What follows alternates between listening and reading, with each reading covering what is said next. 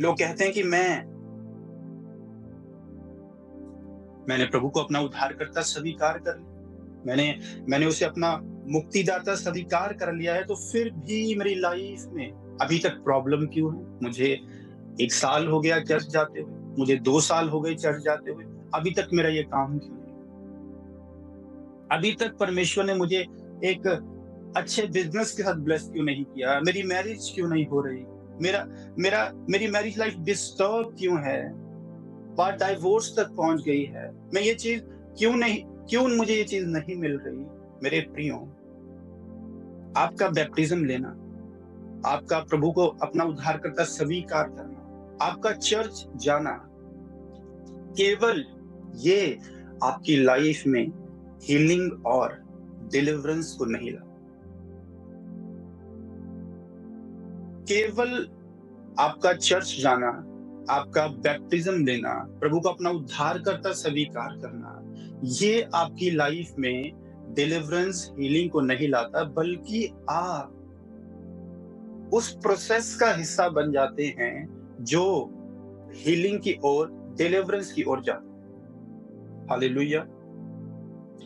सो ये बहुत इंपॉर्टेंट चीज है कि जो मसीह लोग हैं वो डिलीवरेंस को, उद्धार को पाएं। छुटकारा, उद्धार शब्द का जब मैं यूज करूं तो मैं केवल साल्वेशन के विषय में बात नहीं कर रहा। मैं जब उद्धार शब्द का यूज कर रहा हूं तो मैं छुटकारे की बात कर रहा हूं। वो छुटकारा हो सकता है कि आपका पति नशे करता है, वो छुटकारा हो सकता है कि आप किसी तरह की बीमारी में हैं, शैतानी इन्फ्लुएंस के कारण आपकी लाइफ में कोई प्रॉब्लम चल रही है, आपका कैरियर बॉन्डेज में है, कोई भी बॉन्डेज हो सकता है, कोई भी बंधन हो सकता है, मैं उससे छुटकारे की बात कर रहा हूँ। ये इंपॉर्टेंट है कि एक मसीह व्यक्ति की लाइफ में छुटकारा, उसकी लाइफ में हीलिंग हो, और परमेश्वर भी ये चाहते हैं। परमेश्वर ने कहा कि मैंने तुझे चुना और ठहराया कि तू फल लेकर आए, तेरी लाइफ फ्रूटफुल ठहरे। पर वो जो बंधन है, वो बॉन्डेजेस हैं, जब वो आपकी लाइफ में होते हैं, वो आपको ग्रो होने से रोकते हैं, वो आपको फ्रूटफुल होने से रोकते हैं, वो आपको फल लाने से रोकते हैं।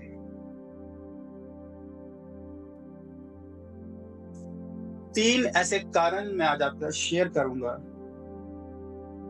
जो आपकी लाइफ में बॉन्डेजेस को पैदा करते हैं, और ये बहुत इंपॉर्टेंट है और आपको ध्यान से सुनना है। मैंने क्या बोला आपको? जो लोग नोट करते हैं वो नोटिस किए जाते हैं। आप जानते हैं कि पौलुस बिरिया में गया और बिरिया के लोगों ने क्या किया? वो पवित्र शास्त्र खोल कर वो देख रहे थे कि पौलुस ने ये बोला, पौलुस ने वो बोला, और परमेश्वर ने बिरिया के लोगों का बाइबल में जिक्र किया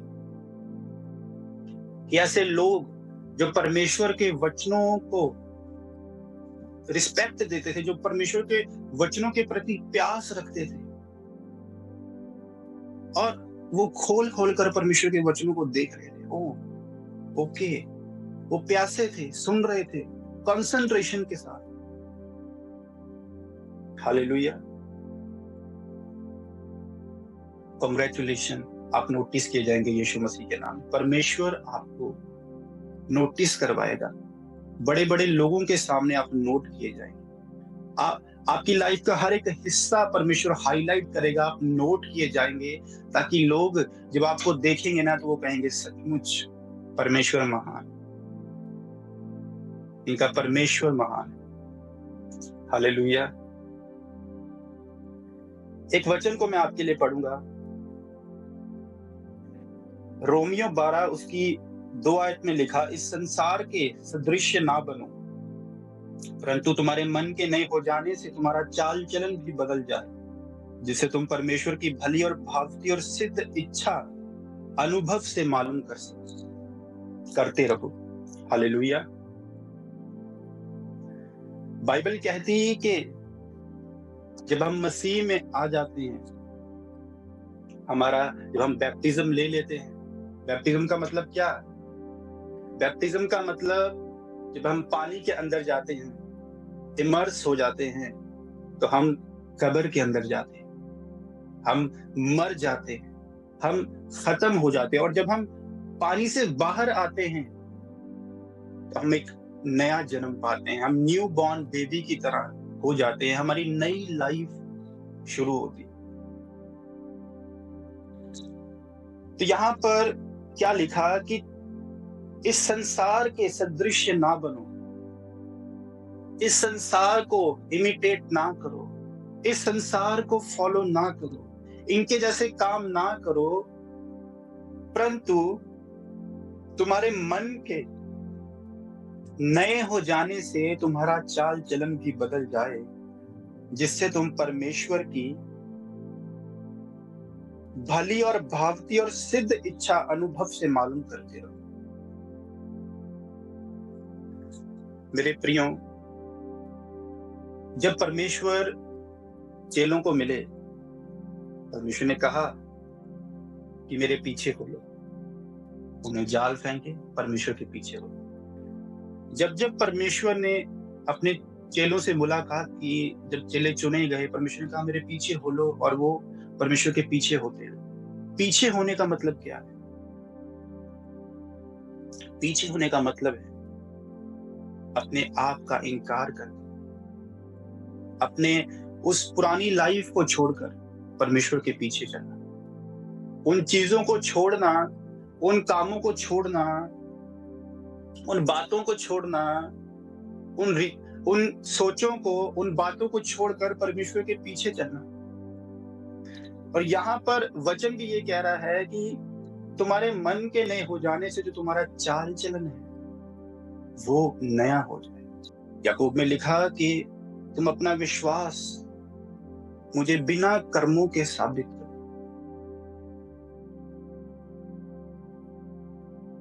आप अपने माँ बाप को प्रेम करते हैं, आप कहते हैं कि mummy papa I love you, मैं आपसे प्यार करता हूं, और आप उन्हें पानी का गिलास ना पूछो, तो ये कैसा प्यार है? आप उनके साथ कभी जाकर बैठो ना, आप उनकी सेवा ना करो, ये कैसा प्यार है? ट्रू पश्चाताप दिखता है आपके कामों से, आपके चाल चलन से, आपकी बॉडी लैंग्वेज से। हालेलुया। वो कहते हैं कि तुम्हारा जो चाल चलन है वो बदल जाए, वो नया हो जाए, वो चेंज हो जाए। आपकी मदद करता है पवित्र आत्मा, पर आपको डिसीजन लेने पड़ते हैं। प्रभु का अनुग्रह, प्रभु का अनुग्रह आपकी लाइफ के ऊपर आता है, पर आपकी इच्छा भी तो होनी चाहिए ना। और वो इच्छा आप दिखाते हैं स्टेप्स लेकर, आप स्टेप्स लेते हैं। हालेलुया।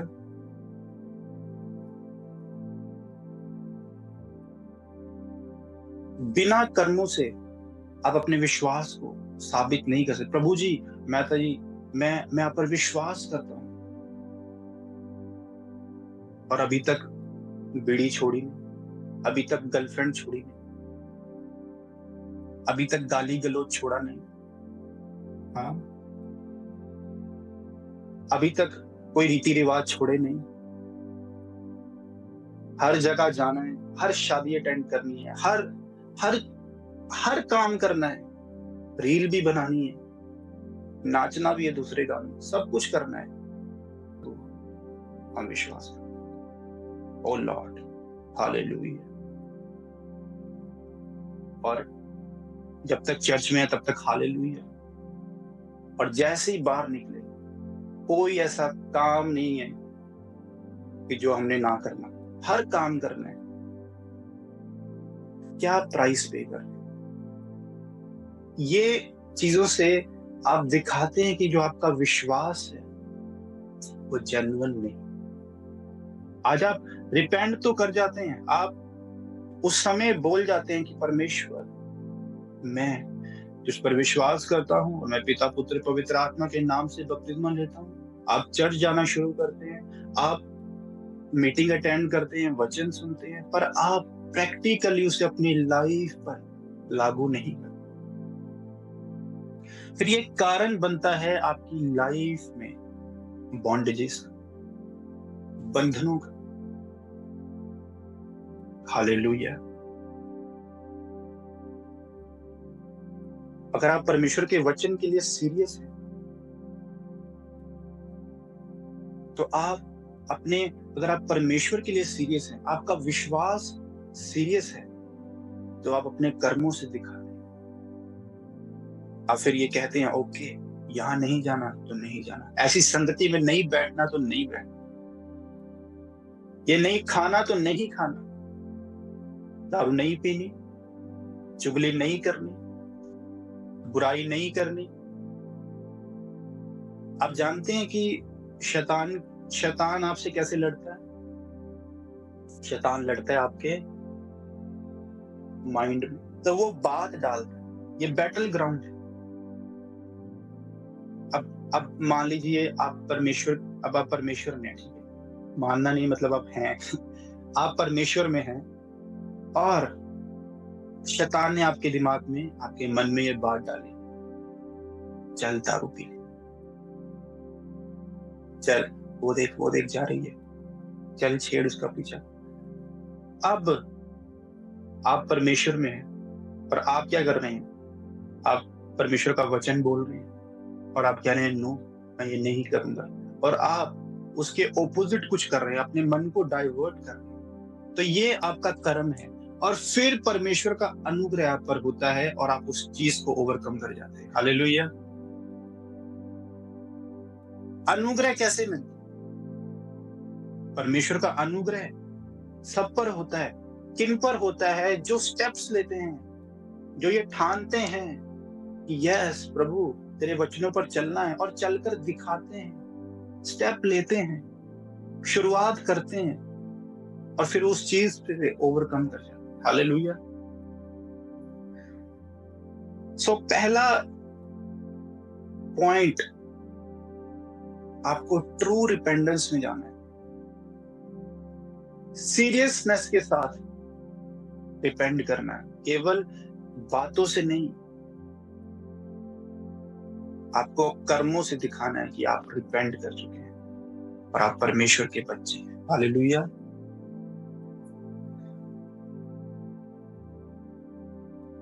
आपको स्टेप लेने पड़ेंगे, आपको डिसीजन लेने पड़ेंगे। जब आप 12 साल की रोगन के बारे में आपने बहुत बार सुना होगा आपने, उसे लहू बहने का रोग था। बाइबल क्या कहती है? वो सारी संपत्ति अपनी खत्म कर चुकी थी। कोई वैद्य नहीं था जिसके पास वो ना गई। जीरो हो चुकी थी, सारी प्रॉपर्टी ट्रीटमेंट में खत्म हो चुकी थी, और एक टाइम उसे पता लगता है कि प्रभु यीशु मसीह, यीशु नासरी यहां से जा रहा है, तो मैं जाऊंगी और उसे टच करूंगी और मैं हील हो जाऊंगी। विश्वास किया? ओके, आपने भी विश्वास किया। वो गई, उसने कर्म किया, उसने स्टेप लिया। क्या आप लेते हैं? क्या आप स्टेप लेते हैं? क्या आप सैक्रिफाइस करते हैं? क्या आपके लिए अपना काम इंपॉर्टेंट है? आपके लिए अपने रिलेशनशिप्स इंपॉर्टेंट है? आपके लिए अपने रिश्तेदार इंपॉर्टेंट है? या आपके लिए परमेश्वर इंपॉर्टेंट है, उसके वचन इंपॉर्टेंट है? क्या प्राइस आप पे करते हैं? क्या स्टेप आप लेते हैं जिससे आप ये दिखा पाओ कि परमेश्वर हमारे लिए इंपॉर्टेंट है? आपको स्टेप्स लेने पड़ते हैं मेरे भाई मेरी बहन, आपको ऐसे काम करने पड़ते हैं। आप जगत की ज्योति हैं, आप पृथ्वी का नमक हैं, आप इफेक्ट डालने के लिए बुलाए गए हैं, आप प्रभाव डालने के लिए बुलाए गए हैं, आप लोगों को इन्फ्लुएंस करने के लिए बुलाए गए हैं। अगर आप ऐसे काम करोगे जो परमेश्वर के वचन के उलट है, आप ऐसे स्टेप्स लोगे जो परमेश्वर के वचन के उलट है, तो कैसे परमेश्वर आपको डिलीवर करे? आप परमेश्वर की ओर देख रहे हैं, परमेश्वर आपकी ओर देख रहा है। परमेश्वर कह रहा है, मेरे भाई, मेरे बेटे, मेरी बेटी, मैं सब कुछ कर चुका हूँ। स्टेप्स तुझे लेने हैं। मैं क्रूस पर चढ़ चुका हूँ। मैं तीसरे दिन मुर्दों में से जिंदा हो चुका हूँ। अब मैं पिता के दाईं ओर बैठा हूँ और देख रहा हूँ। तुम्हें अधिकार दे चुका हूँ। तुम स्टेप्स लो। 12 साल की रोगन ने स्टेप लिए। उसने कर्म किया। बाय फेथ, विश्वास तो किया, कर्म किया।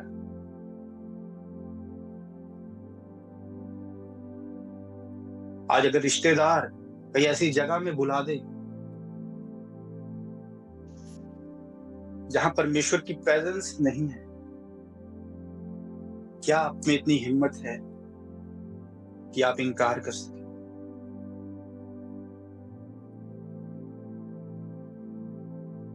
क्या अगर आपको कोई लालच दे कि गलत तरीके से पैसा कमाते हैं, या बिजनेस इस तरह प्रॉफिटेबल होगा, या ये काम कर तो इतना पैसा मिलेगा, या ऐसे हम अपने इनकम सोर्स को बढ़ा दे, तो क्या आप में हिम्मत है इनकार करने की? आप स्टेप लेते हैं? आज आपको अगर कोई लड़की प्रपोज करती है, या आपको अगर कोई लड़का प्रपोज करता है, तो आप में हिम्मत है इनकार करने की? उन फीलिंग्स को, उन चीजों को मना करने की? पश्चाताप एक फीलिंग नहीं है। वो जस्ट एक फीलिंग नहीं है कि आप इमोशनल हो गए। आपने देखा हो प्रभु क्रूस पर चढ़े और फील किया, आप इमोशनल हो गए। नो, पश्चाताप प्रैक्टिकल है। आपके कर्म दिखाते हैं। आप में क्या आज आप में ये हिम्मत है प्रैक्टिकली परमेश्वर को अपनी रिपेंडेंस दिखाने की? पहला पॉइंट क्या है? ट्रू रिपेंडेंस, रियल पश्चाताप, बाय फेथ और कर्म के साथ। हालेलुया।